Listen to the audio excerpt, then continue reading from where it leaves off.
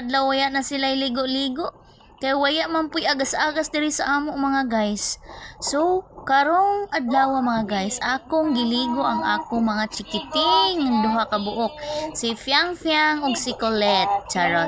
Kabalo ba mo mga guys kung anong Fiang Fiang ug Colette ang akong ipangalan sa ila duha mga guys. Kay akong pinaka paborito nga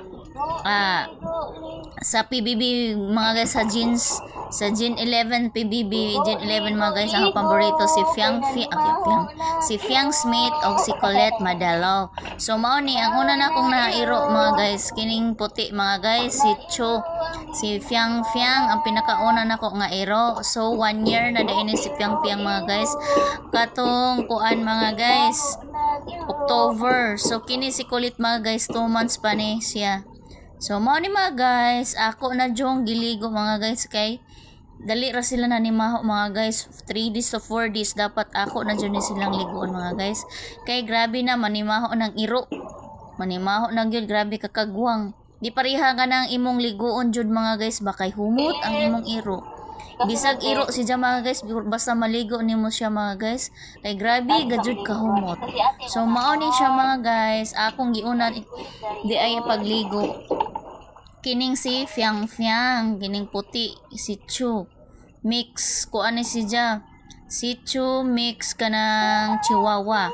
So si Colette, ko ani si Colette kining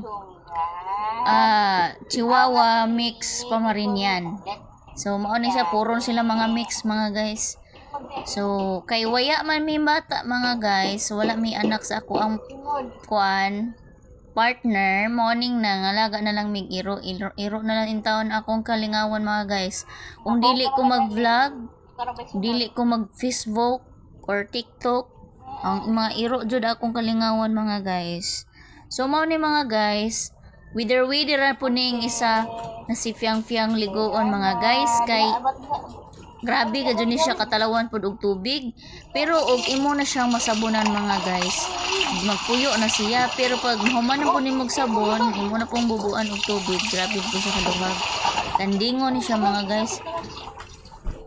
O tungod sa iyang pagkakandingon, kuan mga guys, kanang wither ra po ni siya magpaligo. Karon majugan karon ni naka ligo jud si Fiang Fiang.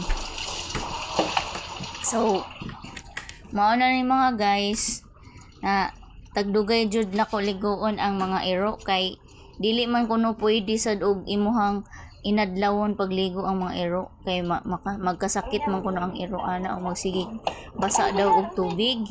So mao ni mga guys, 3 to 4 days jud nako sila pang ligoon para sad para mahumot pud sila ba, kay mao nang ligoon jud nako ang akong mga papi. Kay pag adto mi sa kwarto mga guys, musunod jud ning duha ka iro mga guys, musunod jud ini sa amo, kay ngano motupad ini sa amo pag tuyog adto ni mo tupad dito sa madto jud sa kutson mo sulod mo nang maintain ako ligoon usahay gani tag 2 days to 3 days ligoon na nako, kay basta maadto mi sa kwarto mag aircon man mo nang kuan ang ako mga iro kanang dapat humot gyud mo nang usahay ug dili maligo ug way agas, ari ra gajud sa gawas mali nga tulog.